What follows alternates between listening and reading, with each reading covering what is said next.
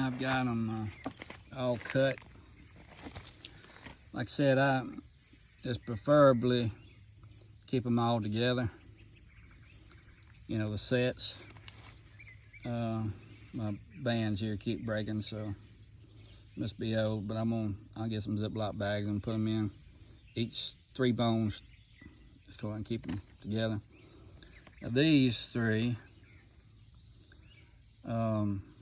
those 2 bones were still together, so I kept those.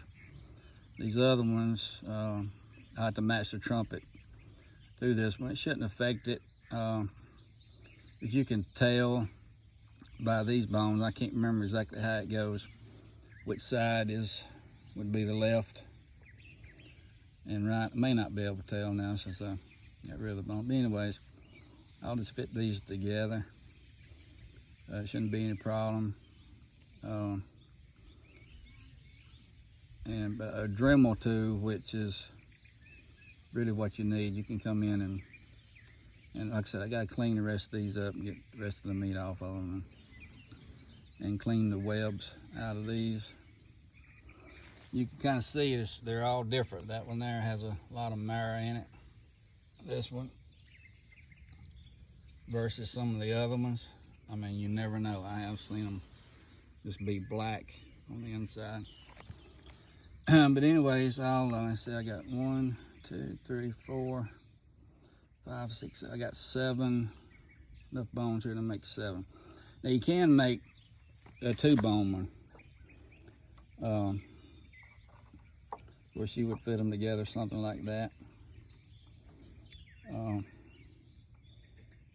And that'd be a 2-bone and not use the big bone. Now, if you look on Team Wingbone, let's see, if I remember right, they use this bone and just a mouthpiece. What they'll do is you clean all of this out, all this weapon out. A Dremel tool with attachment if it's good, or you can be careful and use like a screwdriver to get it out and get it clean. But they will clean that out, and then as you can see, this is the flat piece here, so this would be the mouthpiece. But they would slip this down on the inside like that. Of course, this would be clean down in here all the way through, but you would slide this piece down in there, and they use cork to go in and around it.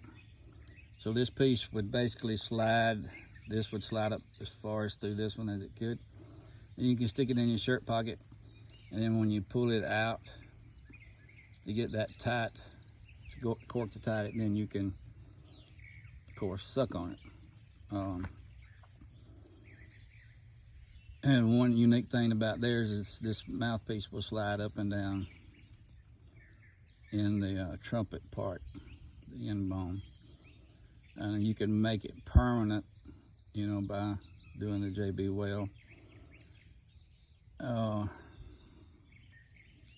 You might could make it a little shorter where it fit in your pocket. You just have to test it and see.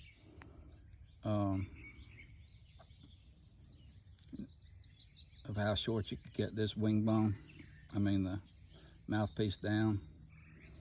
And I'm pretty sure, I ain't tried it, I think you could take like some Play-Doh and stick around there for a seal once you got all this open, and then suck on it, you know, to see what sound you got. If you didn't like that, you might try to take in a little bit more off and then putting it in there and sealing it up and then trying it, you know, before you put it all together.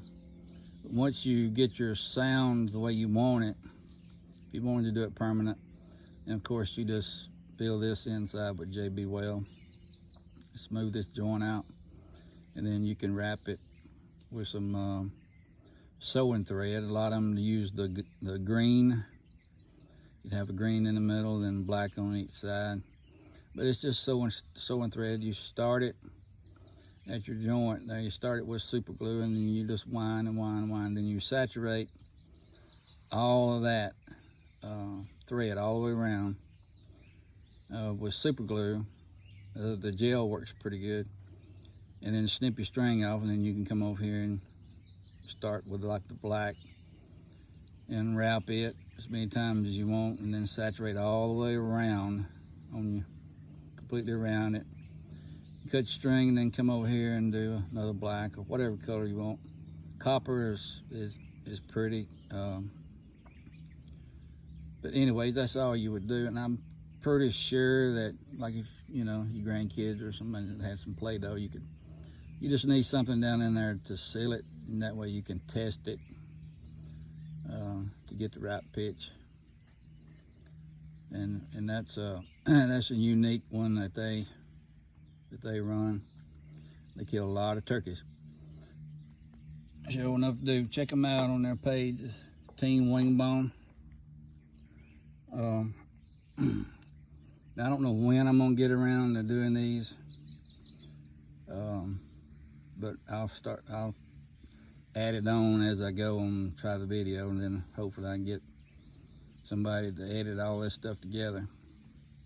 But now these Wingbone calls do not sound good to the human ear up close, but once you get at a distance, they sound really good. So don't be afraid to use them.